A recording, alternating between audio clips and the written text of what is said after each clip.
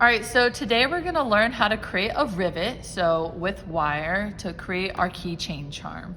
So first off, these are the materials I need. I've got a French riveting hammer, I've got my flush wire cutters, I've got just a classic flat file, I've got a center punch, some Sharpies, finger protection, right? I've got finger guards, 2 different sizes of drills for a 16 gauge and then a 14 gauge wire, which I have right here all ready to go. And then I already have my 2 different designs. I want to lay the smaller one on top of this larger one. So we're going to go ahead and get started. I'm going to go over here. This is our Foredom flex shaft. It's the model SR that we're going to be using. But the very first thing I want to do is I want to go ahead and get my 2 shapes. I've got a smaller one and a larger one. Since this one goes on top, I'm going to want to create my divot for my drill first.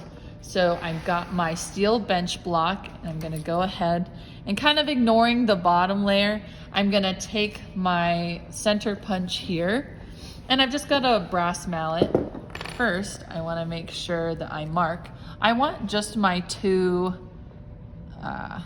pieces to go right there. That's where I want my rivets to go. You can put them everywhere you want. You can have more than 2, but for now we're just gonna have 2 so it holds nice in place. I'll go ahead and place my center punch, right? It's just right sharpened on the end. Just place it right where I put my dot in 1 tap. That's all it needs. It's just a little tap. It's so that when we go to drill, the drill doesn't dance away on the metal. That way it's got a little divot and a spot to go ahead and drill right in really easy. I'm just gonna do the second one since I'm right here.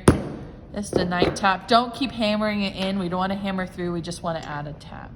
So I'll go ahead and I'll push that away and I'll grab my block of metal, not metal, wood. And then I'll take my flex shaft and I want to make sure that I'm, grabbing the right drill bit for the right wire. So first off, I will make sure I've grabbed the 14 gauge drill bit, and I can also check by grabbing a wire, and once it's flattened I can check by putting it right up to the edge, but I have mine personally color coded so I know exactly which one goes. So I'm gonna go ahead and put that into our flex shaft. It's kind of loose right now. There's a little spot, our chuck, where we can set it right in and tighten it. It's got these little teeth that grip. I'm gonna put it right. Make sure it's nice and level. Just like a sewing machine, it's got a pedal below so I can go ahead and hit it and make sure it's nice and straight. It's not wobbling or anything. So now that I have it here, right, sometimes when I go to drill and I've got something small, this can start spinning. So I'm gonna put on some protective finger guards. That way if I'm holding it down, I won't, right? If this starts to spin, it won't slice my fingers or the tips of my fingers. So I'm gonna go ahead, straight up and down. I'm gonna find where that divot is. And then I'm just gonna push down until I can feel it go through. That's why you do it on the back of wood. If you go too far, the wood will start to smell like it's starting to burn. I'll go ahead and I'll find the other one. I am pushing down quite a bit just until it goes through. And I always put my flex shaft up, right back up where it belongs. So now that I've got 2 holes there, take off my finger guards. On the back side, there might be a little bit of a burr. It might be kind of scratchy. So I'll take a file and I'll just file the ends just kind of flat like that. So now it's all smooth. Once I've got these 2 holes, I can put it right back on top of my circle and I'll line it up exactly where I want it to go. I'll hold it there, and then with a small Sharpie, I'll just draw through those holes, and then I know exactly where my other 2 center punch holes should be and where I should drill. So I'll go back now and I'll just make sure to center punch right here so that I can create my other 2 holes. I tend not to drill through actually both of them right now at the same time. You never know if something's going to move or if it won't line up quite perfectly. So I'll actually just drill 1 hole and then I'll go through and add that wire in there to start riveting. So with the same drill, go. It was a little bigger, so I didn't put on my finger guards, but it might have been a good idea, right? I'll turn around, I'll get rid of that burr. And now I've got a matching hole here.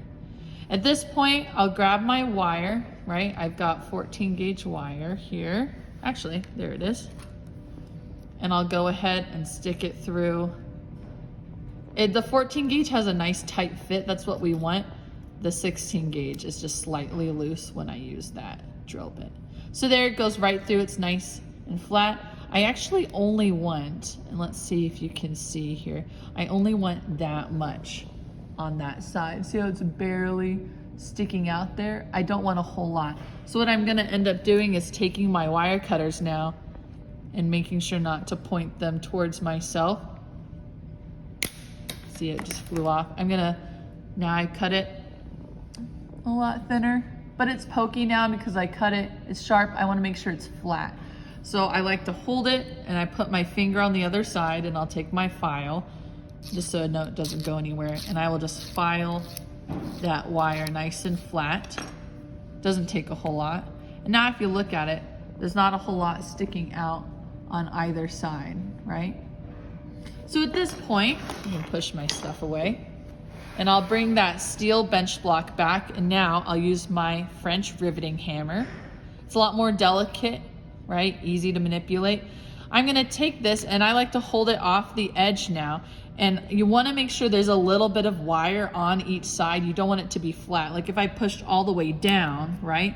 Then there's nothing on this side now. So I wanna make sure that there's at least a little bit on this side. So I'm almost letting it rest, like hover on that wire. The whole piece isn't hovering. It's just only the wire is touching the bench block. And now I just slightly tap it. And I'm gonna flip it and make sure it's just resting there. And now that I just tapped it a little bit on each side, that wire is starting to expand inside the hole. So now I can hit it a lot harder.